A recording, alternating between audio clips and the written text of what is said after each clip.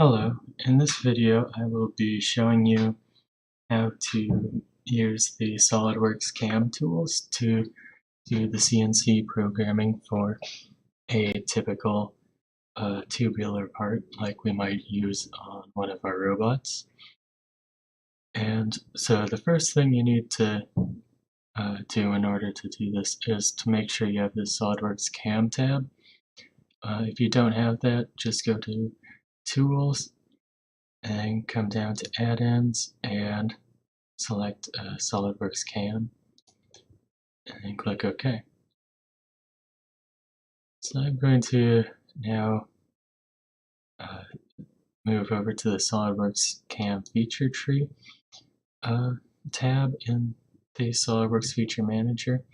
There are actually three tabs that are part of the SolidWorks CAM software. One is the feature tree, which will be used for managing different features that have to be machined, such as these pockets and holes and external features that need to be cut.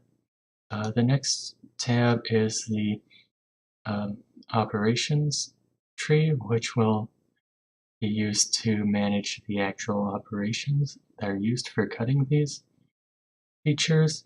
And then finally there is the tools tab, which lists which you can use for organizing your groups of tools.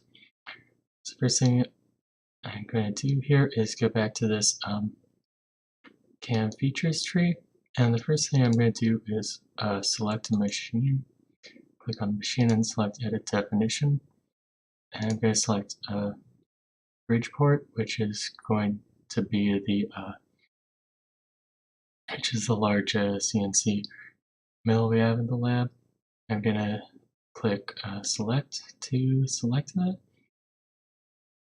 There's also a tab here for Tool Crib, which we can use to select which tools we're using. But I find that this doesn't, if I select it from here, it doesn't stick. And I'll have to mess with it again later. So click OK here, and then I'm going to come over to the Tool tab, click here, select Edit Definition, select 1138, click 1138 CNC and press Select, and then press OK. And if I manage the tools from this Tool tab, things seem to work properly. So the next thing I'm going to do is define our stock. So to do that, you can just click on the Stock Manager, and I'm going to use this default bounding box stock, which creates a box that is, the minimum size to create the part from. But I'm going to add a little bit to each side of the stock, just 0.2 inches on each side. In reality, the way we usually do things is we would face off this end on the manual mill, and then find this edge with the CNC mill. So we wouldn't really normally have a stock to cut on both sides with the CNC, but I'm setting it up this way so you can see how to make this cut. So I'm just going to press OK. And the next thing we're going to do is define our coordinate system. So just click on Coordinate System. And first we have to locate find a location for the coordinate system. And there are a couple of options here. If you click this part bounding box vertex, it gives you a lot of parts on different corners and midpoints of the part where you can locate your coordinate system. But in our case, we're going to select the stock bounding box vertex and click this corner. The reason for that is when we set up this stock up on the machine, we're going to touch off on the edge of the stock here, and that's where we're going to set our coordinate system. We're not going to set it on the edge of the part because the edge of the part will still be inside the material. So we can't find it. Next thing is I'm going to orient this setup so the axes are oriented correctly for the machine. On our mill, the x-axis is the axis with most travel, and that's where we want to orient the long axis of the part. And so we'll select, and that's a typical convention. By the way, normally CNCs have the most travel on X. So we'll select this X and click on here, and that orients the X-axis along this line. Now on CNC machines, the X-axis points to the right side of the machine. The Y-axis, positive Y is to the back and positive Z is upward. So we're actually going to want to reverse the X-axis direction, which points it to the right. So we have X to the right, Y to the back, and Z upward. And so if we're looking at this part from the front of the machine, this is the coordinate system is now set up correctly for the machine. So I'll press OK to accept that. And the next thing we're going to want to do is to press this Extract Machinable Features button. And what this does is it detects different types of features like holes and pockets and populates the feature tree with them. You can see this created a lot of different features,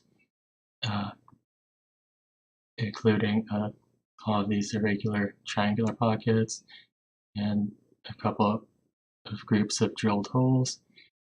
And it's organized these features into two different setups. And the setup is basically the way that the part is oriented relative to the machine.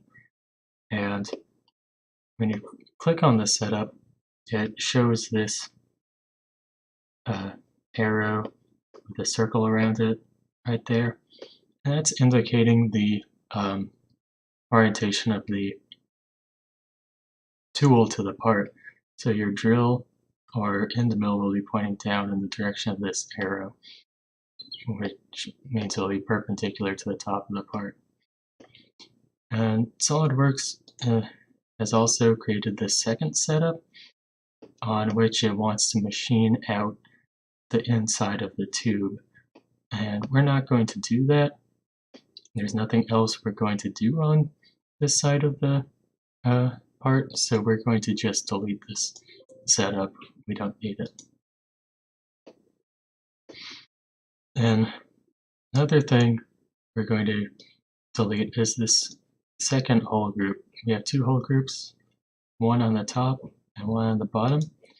All the holes are the same diameter, so we just need the top hole group, and we can set it, and we'll modify the settings of the drilling operation so it drills through the entire part based on the top holes. So we'll delete this hole group as well. Then then we can empty the recycling bin to clean that up. And the last thing we're going to do with the feature manager for now is to group up all these irregular pockets. See, these are all individual features right now, and we don't want to create an individual machining operation for every single pocket, because that will take a long time and it'll be hard to, it'll be kind of disorganized and stuff in the software as well. So what we can do here is we can click on this one pocket and select Create Group, and then SolidWorks creates the pocket you clicked on first and adds it to this feature list. Then you can select whatever pocket you happen to want, click Add to add them to this feature list. If you want to speed things up a bit, you can click on a pocket then press and hold Shift and click the last pocket in the list to select all of them, and press Add, and then it creates a group that contains all of the pockets on the top of the part. So when I click this Create Group, SolidWorks populates this list with the features that it thinks are suitable to go in the group. So it thought that the pockets on the top of the part could be grouped with that first pocket, and now these are all pockets on the bottom of the part, which SolidWorks thinks can be added to the group with this pocket number 7. So now we've created 2 groups, pockets on the top and pockets on the bottom, and that's reduced our feature tree down a lot, since we can, and will make things convenient since we can now create single machining operation to take care of all of these. So the next thing we can do is just click this Generate Operation Plan button. And this is actually a pretty powerful feature of the SolidWorks CAM. And what it does is it uses information in the SolidWorks technology database to automatically generate machining operations for all of these different features based off of rules that are defined in the database. So right now I have a somewhat custom database in which I've defined a bunch of rules based on how we typically machine parts at the school. So I will make that available so that you can use it. If you click the Generate Operation, if you don't have my database and you click the Generate Operation Plan, it will come up with something different. So anyways, now it's generated 1 to 2 operations for each of these different features, and once we click the Generate Operations and there are operations associated with these features, these all turn black, and that lets you know they have an operation associated with them. And then if I go and click the Generate Toolpath button, then that will change all of these to be black, just like those. And one thing I should note here is, you notice that this drill operation has a warning on it. If we click on this and hit what's wrong, it tells you that the tool was selected from outside of the tool crib, and if you clear the error, that's fine. It just adds the tool in, but it just wants you to be aware that the tool it's selecting is not inside of the tool crib that you had selected, and you need to add it in. Okay, so now we can start simulating some of this and see how it actually cuts this. So I'm going to simulate this first tool path here and see what it does.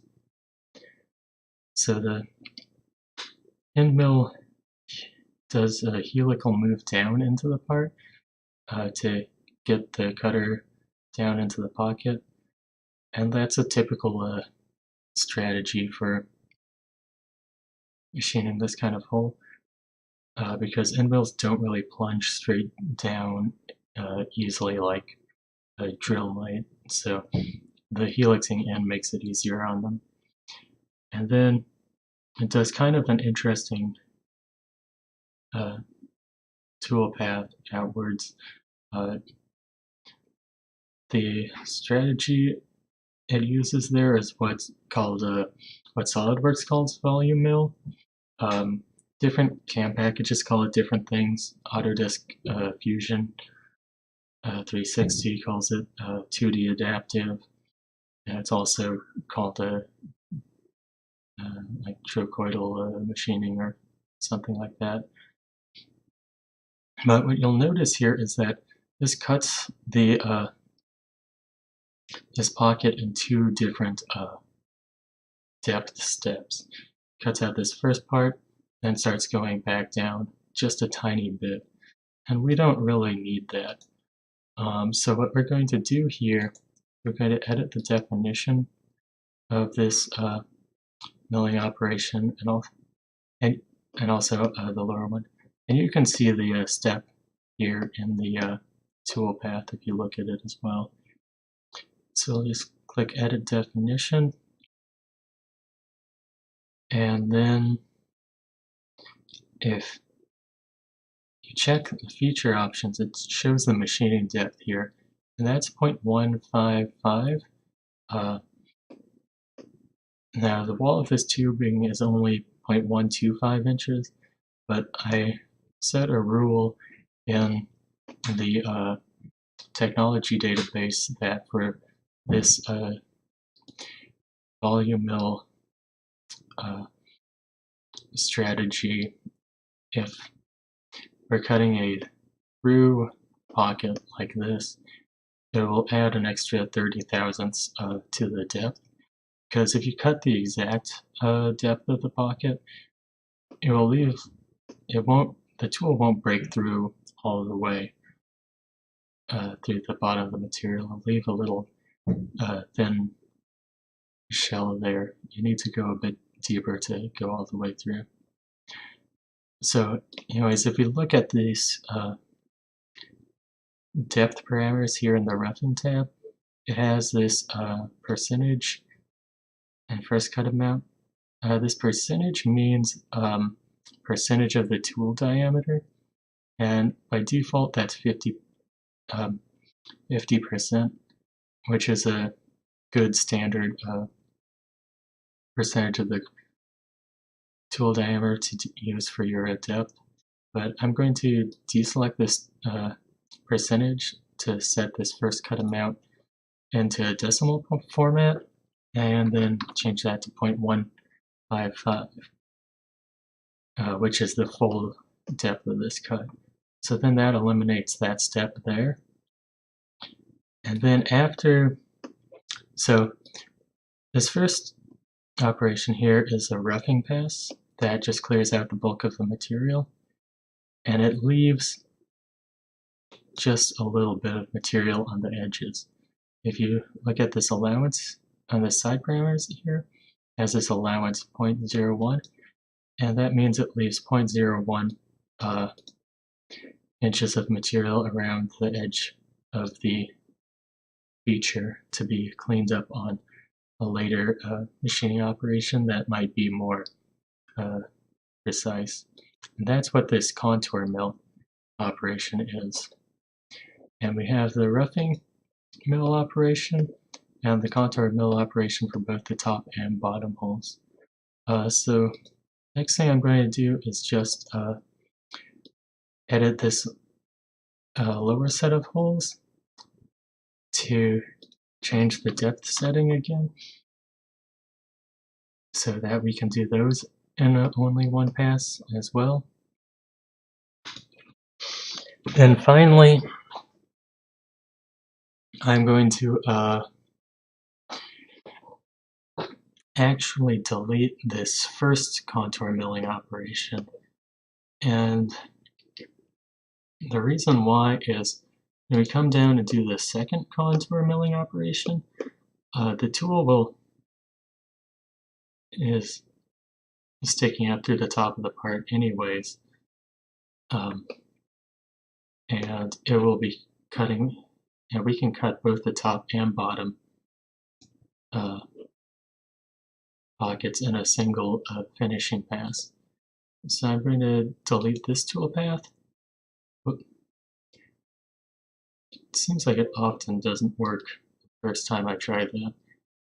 So I'm going to delete that toolpath, and we're going to have a roughing operation, secondary roughing operation, then a contour milling operation that finishes both the top and bottom hole at the same time.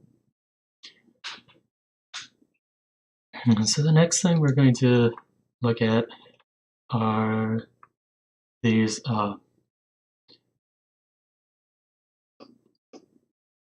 bearing pockets. You can see here again that it does that. It cuts this in 2 steps. So we're going to go and edit this as well. Going to do exactly the same thing. Just unclick the percentage and set the first command to 0.155, and then that sets the depth to the full depth. Then we'll do that here as well on the contour for the bottom one. And then you'll notice that we have the roughing mill and contour mill for the top hole, then the drilling operations, and then the lower hole. And we don't really want to do that because you have to switch from the half-inch flat end mill to these drills and then back to the half-inch flat end mill. So it makes more sense to put these up under the first one, and both in terms of the sequence of operations and in terms of the organization of your what's it called? Operation tree. Yeah. And just like these triangular pockets, we can eliminate this first contour milling operation and use the second contour milling operation to machine both the top and bottom holes. So I'm going to delete that, and then I can empty the recycling bin. So now we can just simulate the toolpath again and see where we're at. Just speed this up a bit. So machine out these top pockets, machine out the bottom, and I'll note that you can see it's machining, in the simulation it's machining a lot of material here because we're using solid material to represent our stock, which it's not in real life. And so and it's fine to do this in the simulation, but and it's not really worth the effort, in my opinion, to make the stock tubular for the machining simulation. So yeah, and that finished off the finishing passes on all of those really quickly. Those don't take nearly as long as the roughing passes, so it kind of just blows by in the simulation if you have to speed up a little bit. So now we're going to come over here and watch us finish these out, and then it drills all the holes. But note that the holes only drill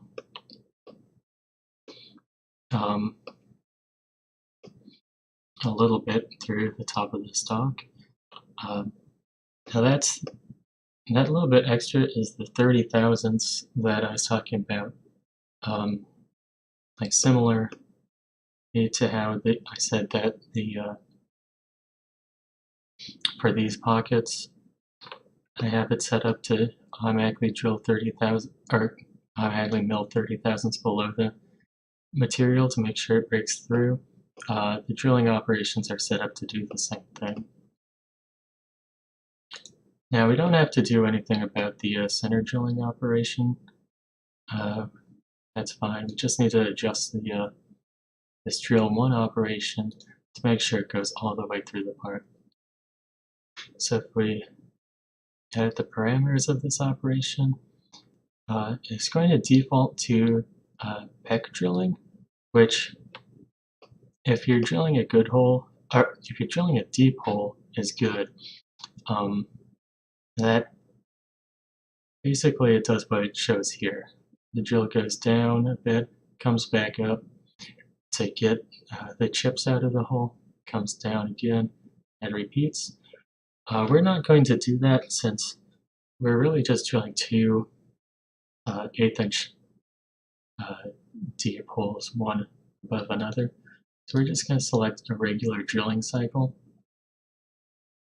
And then we're going to come over to this Feature Options tab, which lists the machining depth.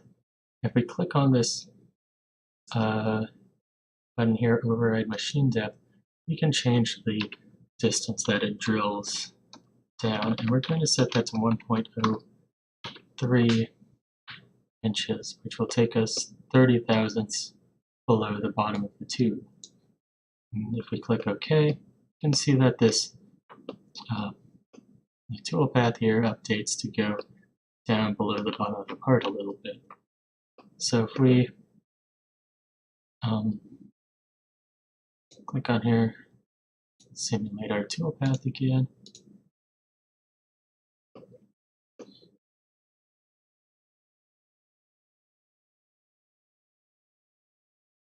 then we'll expect to see that go all the way through the bottom of the part.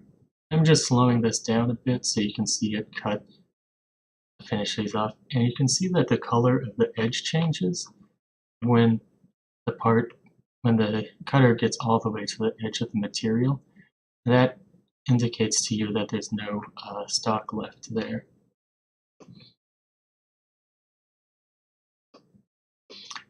These holes are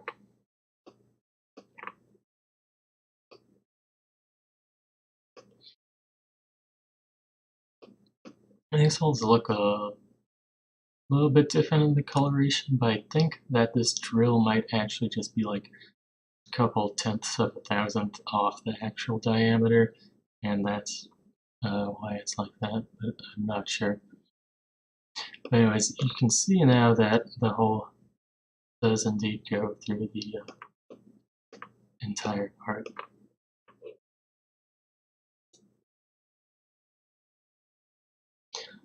Okay, so that wraps it up for the internal features of the part. And so next we're going to machine the outside of the profiles. So what I'm going to do is go from this operation tree back to the feature tree and click on Setup 1, which allows me to select this feature button and then select Part Perimeter Feature. And this is, and then I'm just going to leave everything the way it is, and then select OK. Now I can now select Generate Operation Plan, or hit Generate Operation Plan here to automatically generate the operations for this, but I find that when I do that, it does weird things. So instead of that, I'm going to select this, then select 2.5 axis mill operations. And I'm going to select rough mill, select tool, 1/2 inch flat end mill. The feature is already selected, so I can click OK. And then for roughing, I'm going to select volume mill since I like it. And for the first cut amount, and for the first cut depth, I'm going to set it to be I just had to do the full depth of the part. With this plus those 30 thousandths I mentioned previously. And that should be it, I think, for this. So if I generate the toolpath here, it should cut, off this material, that angle, and material there. Since this is a roughing operation, it will leave that 10 thousandths of an inch allowance there at the end to be cleaned up in subsequent operations. So if we simulate this toolpath, you can see it cut all of that.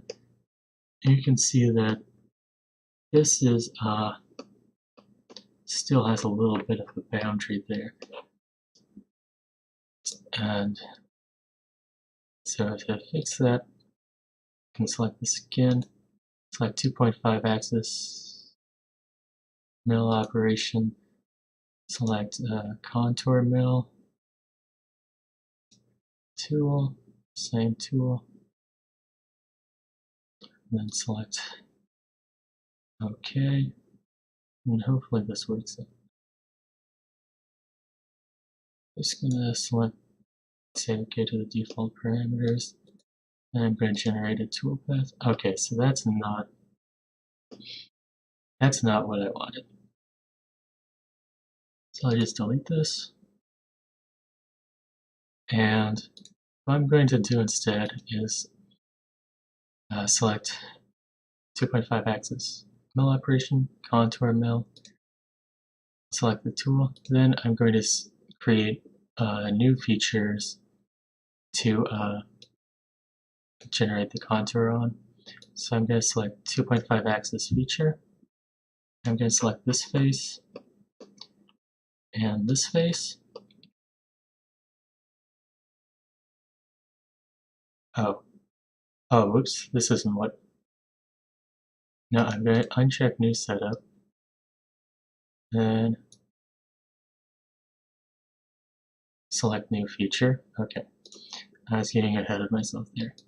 I'll select this face and that face, and the type is going to be open profile. Closed profile is a continuous loop, like for example inside of these pockets. And this is open because it's really just one face on each side of the part. So now I'm going to go to end condition, and for this end condition direction 1, that's the depth of the part, and in here it previews it. So this 0.394 is depth from this top, is the depth of this rectangle down to there.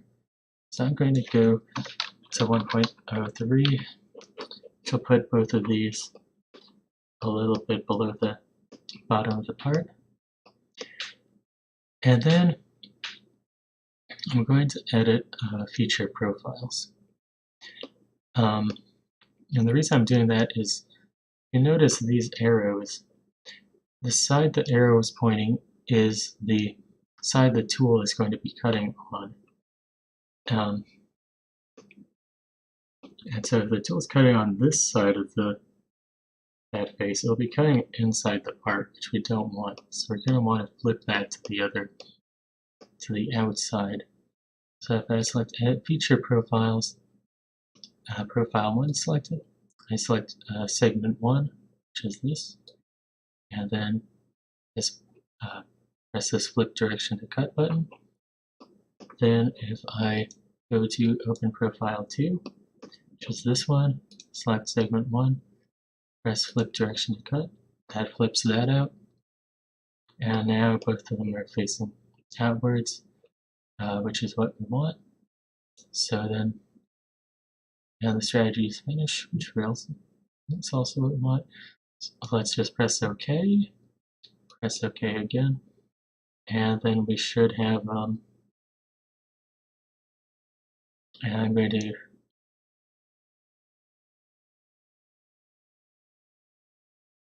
I'll press OK again and see what that gives me. Generate this toolpath, and this is going to finish this up with quite a number of vertical steps.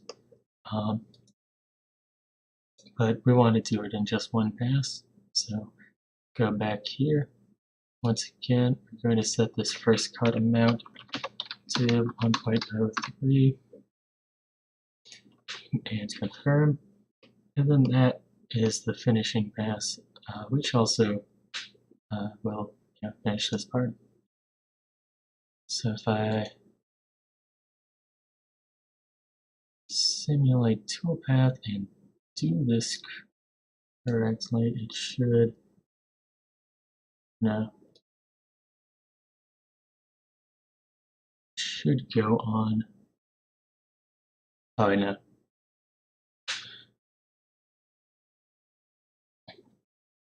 Well, anyways, if I simulate this toolpath and select up to current, that will eliminate all of the material that's already been removed and then show just this final machining operation. So if I press that, everything magically gets removed except for this little bit there. So if I press play, goes in, machines both of those. Whoop.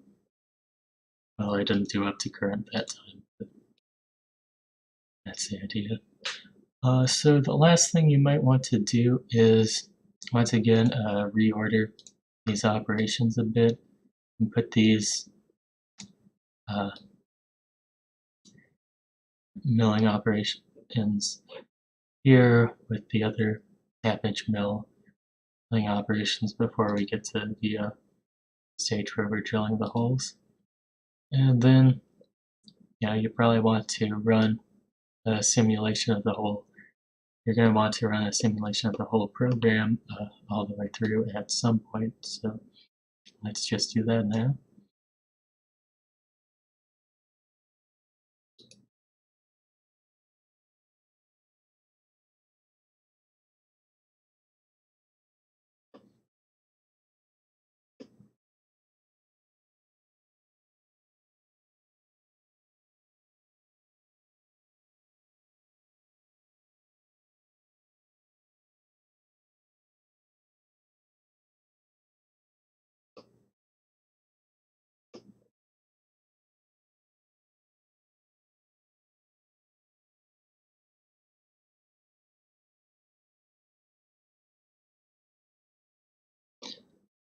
Alright, so that finishes up the part.